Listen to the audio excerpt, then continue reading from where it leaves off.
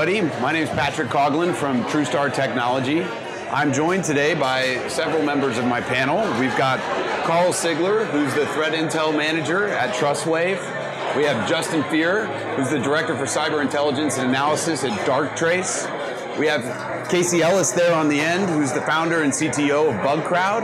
And we got Filip Chytry, who is the Threat Intel Director for Avast. So we're going to jump right into it. Casey, maybe we start with you there on the end. Yeah. Here we are at RSA, the annual security circus that comes to town here in San Francisco. Yes, what are you seeing out there on the floor? What's your sense of the space this year? Well, it's machine learning, big data, blockchain, AI. Rub some new technology on it, and we'll solve the whole problem. So I mean, it's the same most years. I think there's a lot of those technologies that are actually valuable and that work, but for every one of those, I think there's a bunch that are kind of noisy at the same time. So yeah. What about, has anybody else seen anything interesting, or anybody heard a good announcement at RSA?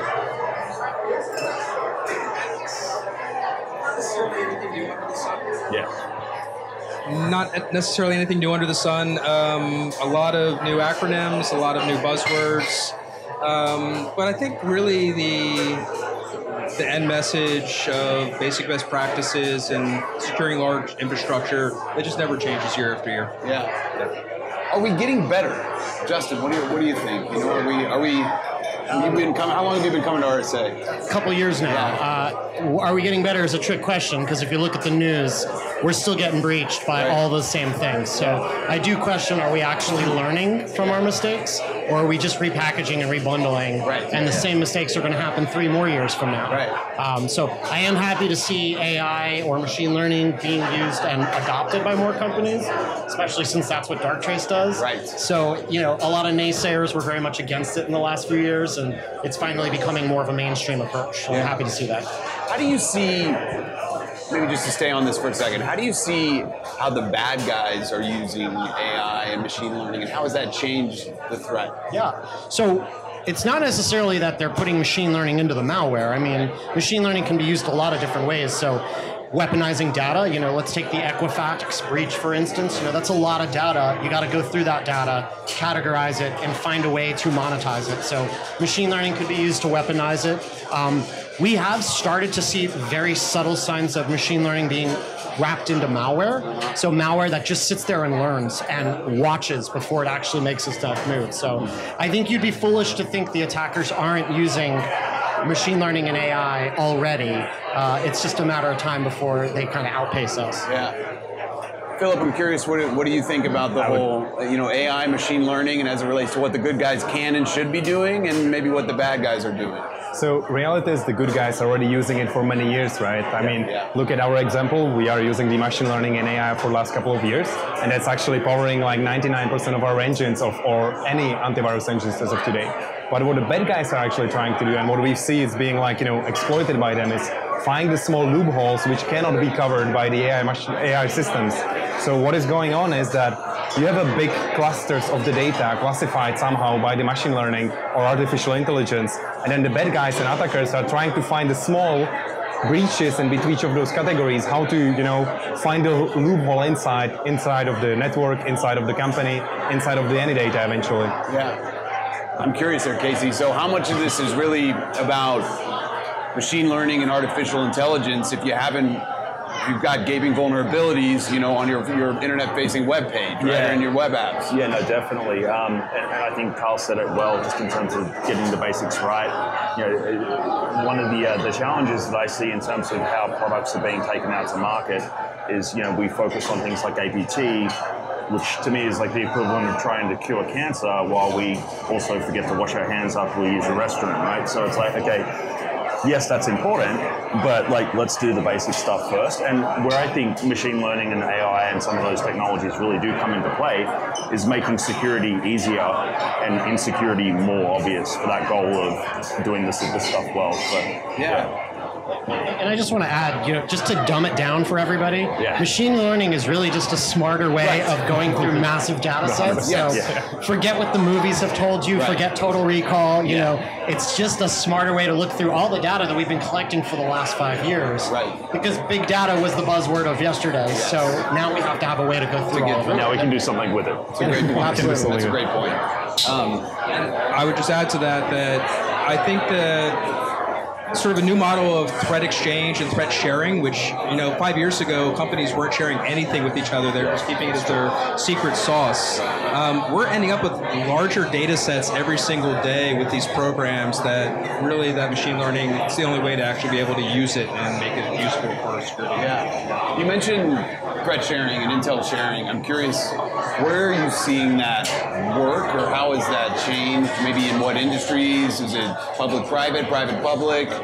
What's working and what's not on that factor? All the above, private, public, private.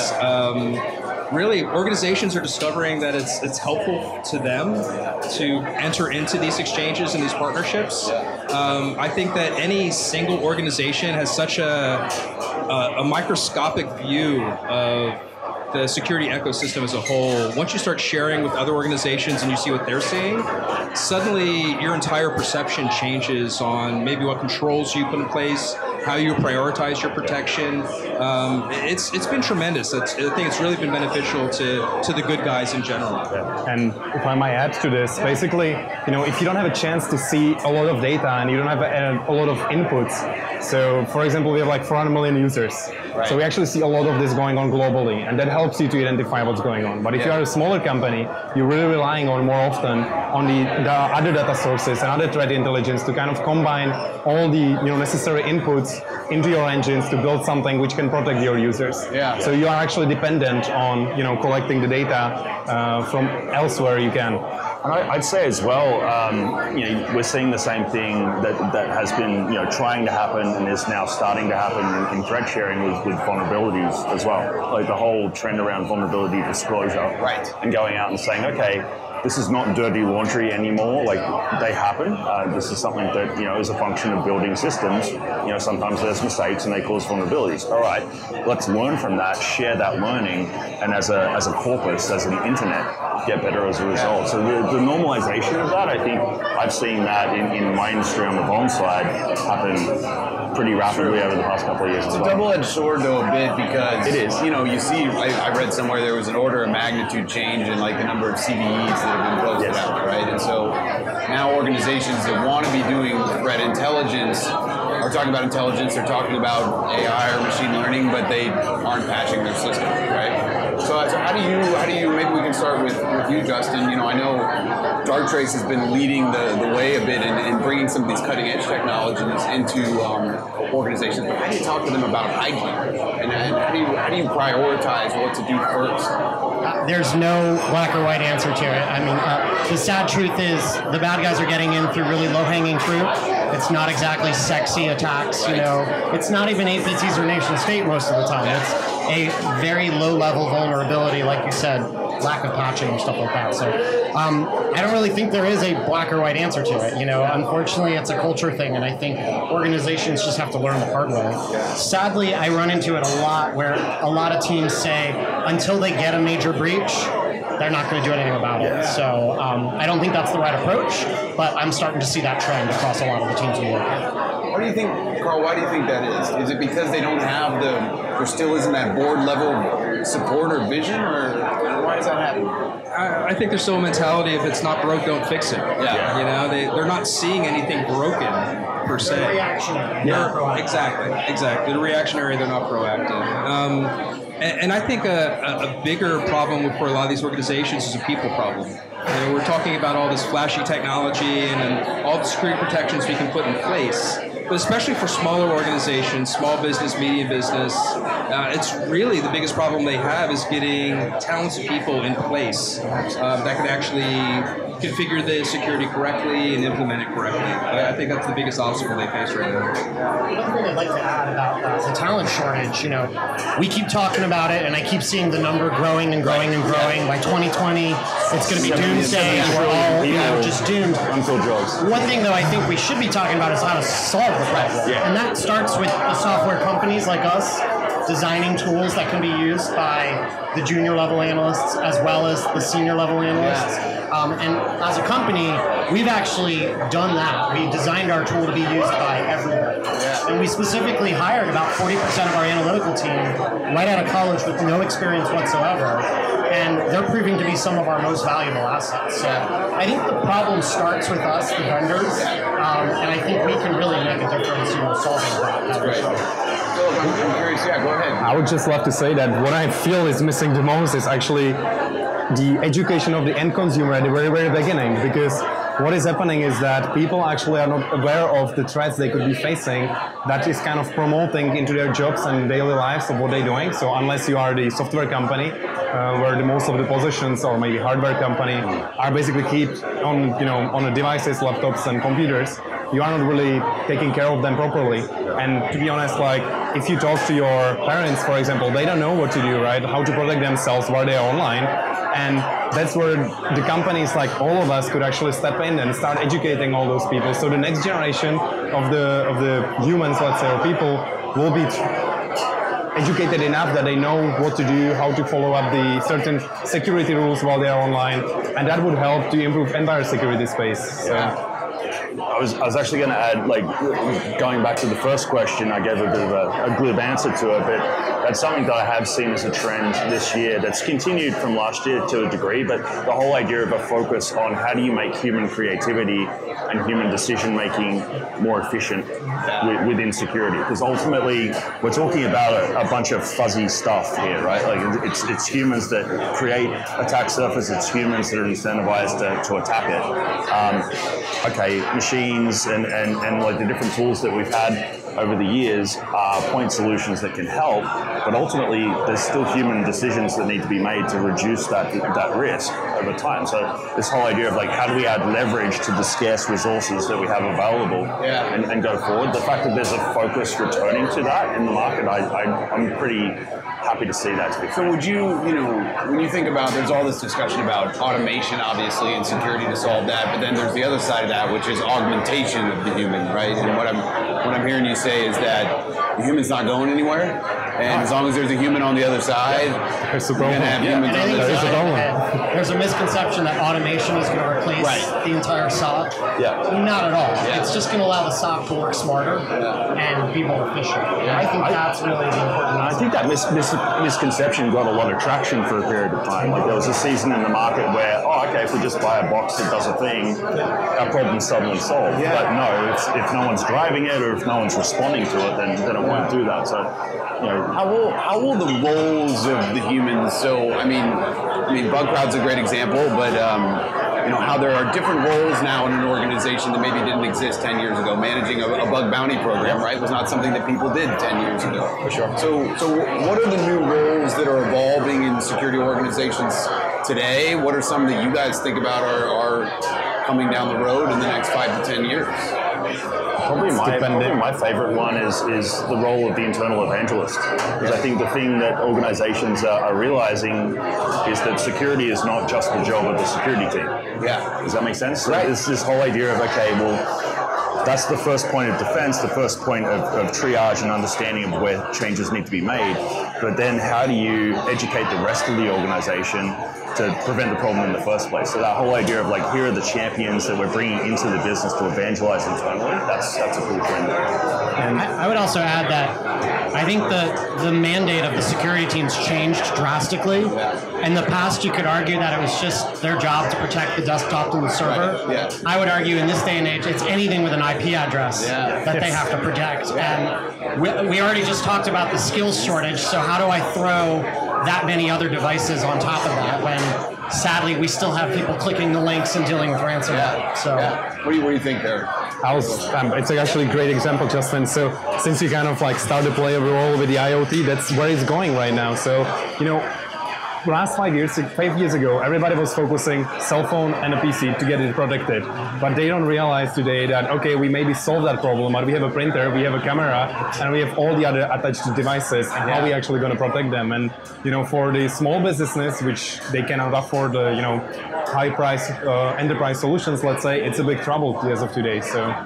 Yeah, Karl, I'm curious what you think about the divide between big companies and small companies, and how do we keep them engaged? Well, yeah, I mean, they have different problems, right? I mean, small companies, they generally don't have the budget for security. They may not have the staff for security, but generally they have less of a complex network, less complex infrastructure.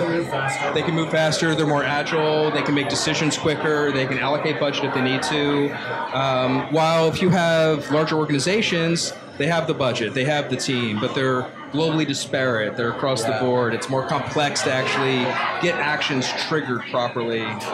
So different problems for different organizations, and they have to address it differently. I think that larger organizations are looking at utilizing their manpower better with better technology, where the smaller organizations are still dealing with that person problem, getting the right people in place. I think their perspective of risk is different as well. You know what I mean? Like as a smaller organization, your risk is like your next payroll.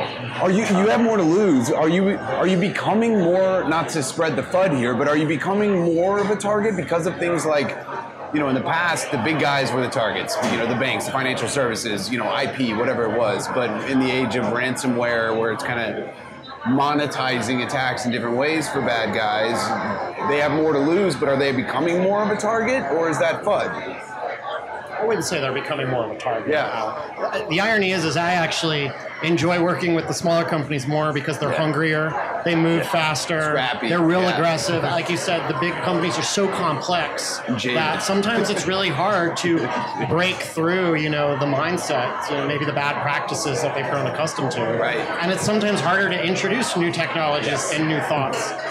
So I wouldn't really say that the smaller companies are a bigger target because they're smaller per se. Yeah. You agree with that, Filip? I actually have some slightly different opinion because what is going on is that what the attackers are trying to achieve is to understand where they can attack the most, right? Where they can cause the biggest harm. So it doesn't necessarily mean the scale of the employees or the revenue, but also where is the easiest to attack, So what is the easiest attacking vector?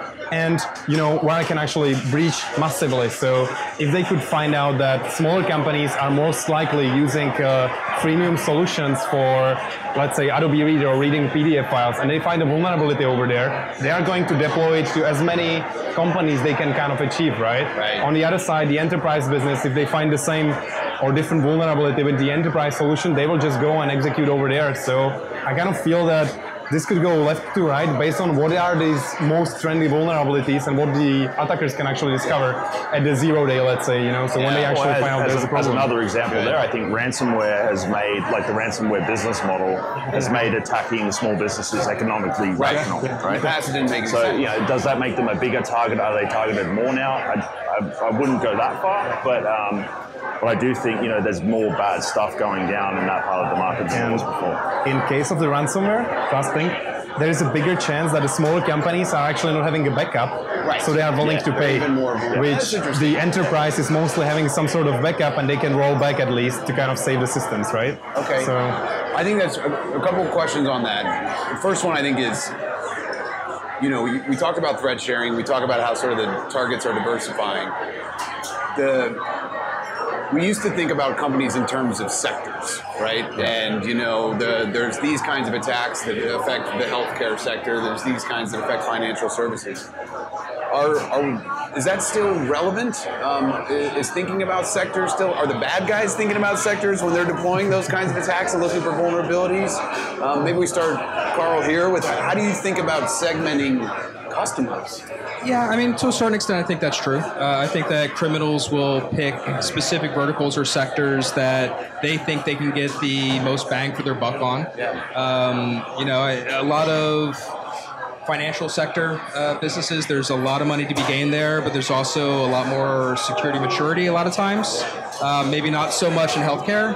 You'll see a lot of large hospitals that maybe aren't as mature as a lot of financial sectors, but I mean, they're holding some of our most valuable information, healthcare information, PI, that is easily monetizable. Yes. So to that extent, in looking for low-hanging fruit, juicy targets, sometimes they just end up in a specific vector. Right. Yeah. Everybody agree with that or disagree? Yeah. I mean, there's exceptions that will always exist. You know, like federal government, state government. Right. Like there's unique assets and there's unique threats to those assets, and there's other examples of that. But more broadly speaking, who's good at this? I mean, we've seen like typically everybody out on that RSA floor is trying to sell to financial services, right? But who else is good at this? Or have you guys come across customers who are thinking in ways that you didn't expect in particular sectors or groups or regions? Or curious if you've seen trends on that front? The technology sector. Right. You look at some of the larger, social, like B2C social media companies, different things like that. Like the strategies they're deploying are pretty cutting edge, and they work. Yeah. So that's one example. Good. So, all right, one more sort of buzzword question here. Maybe we'll start with Filip on it. How do you think about the way that blockchain can help solve some of the long-standing security problems here? Is that something that's happening in the near term? What, if anything, is happening in the near term with that? Other than a lot of booths at RSA talking about it. I would love to say that it's already going right now because blockchain itself can actually boost the encryption technology and authentication massively. And the great example of like today's using of blockchain in its sort of security already, let's say it's even Ethereum, like the cryptocurrency, because that one could be used for payments, it could be used for signing the contracts via the scripting, it could be used to be like an authentication method if needed. So you're basically using the currency itself to actually authenticate the contract and sign it, So it's a massive improvement for all the ways to go with the security. So I even seen some examples of secure DNS over the blockchain technology, that each request would be basically a piece of extra chunk of the chain, let's say. So Great. Yeah. Great. I mean, I think the main challenge blockchain's had is the conflation of the blockchain technology with cryptocurrency. Right. Yeah. And I think that's exactly. Well, also that's like the profitability of it has drawn innovation towards the currency side, and meanwhile other people have been figuring out what to do with blockchain. So I think there are a lot of answers there. Yeah. Replacing fiat currency with them, is that one? Well, it's not really relevant to what we're talking about, but in security for sure. Yeah. Do you see regulation helping spur innovation here in this sector, or are you seeing regulation diverting innovation dollars towards solving minute compliance challenges? So an example of where I see it being good is the adoption of vulnerability disclosure as an enforced thing within the NIST standards, for example. I think that's great. Like, I think, top-down leadership from a framework standpoint around bigger picture things like that is a good thing. But, you can like, there's counter examples to that as well, you know what I mean? Like, let's focus on this one particular little piece of the puzzle. And the problem with it is once a vendor does that, they feel like it's job done and they're secure now. So that's where it goes wrong. What do you think, Karl? Do you have any comments on GDPR or regulation? Yeah, I mean, it's a double-edged sword. I think that you'll see some instances where regulations really paid off. Look at EMV. You look at how long the U.S. dragged behind implementing chip and signature or chip and PIN versus other countries. And, I mean, POS breaches were still skyrocketing even last year in the U.S. With the adoption, the forced adoption, kicking and screaming of EMV in the U.S., we've seen a drop in POS breaches, and there's a reason for that. So it can definitely work towards security benefits. Sometimes it can be really constricting too. It depends. I think really good regulations pretty much start at the bottom floor to set specific basic best practices, and then allow organizations to build on top of that. But it depends. It's a double-edged sword. I actually loved your GDPR topic because I'm originally from Europe, so that's something which is attaching to me really closely. But have you seen that eventually all the companies have to comply to GDPR wherever they work in Europe, right? And I see that's sort of reasonable because everybody has to kind of make sure that their data are protected. But what is already going on meanwhile is that the European Union is actually working on the legislation for the IoT devices. So there is going to be, let's say, the GDPR 2.0 related to all the IoT devices. And from my security perspective, and I hope you guys will agree, that's a great example of like what it should happen across the globe, that there will be some standards of how the data has to be handled for everybody, because it's raising awareness, it's kind of helping everybody to improve their security behavior within the companies, within the individuals. It's just a good way to go, I'd say. Something you said I think is most important, it's got to be across the globe. It makes no difference if it's just in the EU or just here in the US. It's got to be a collaborative effort by all of us. So I think that's important. Do you see that happening? Do you see us? I hope. I can't say. Unfortunately, we're in a very odd time right now. Very odd climate we're in right now. So I wish I could predict, but I can't. I hope it does, though. Well, on that hopeful note, we'll end it. Thank you guys for joining us today. Thank you so much.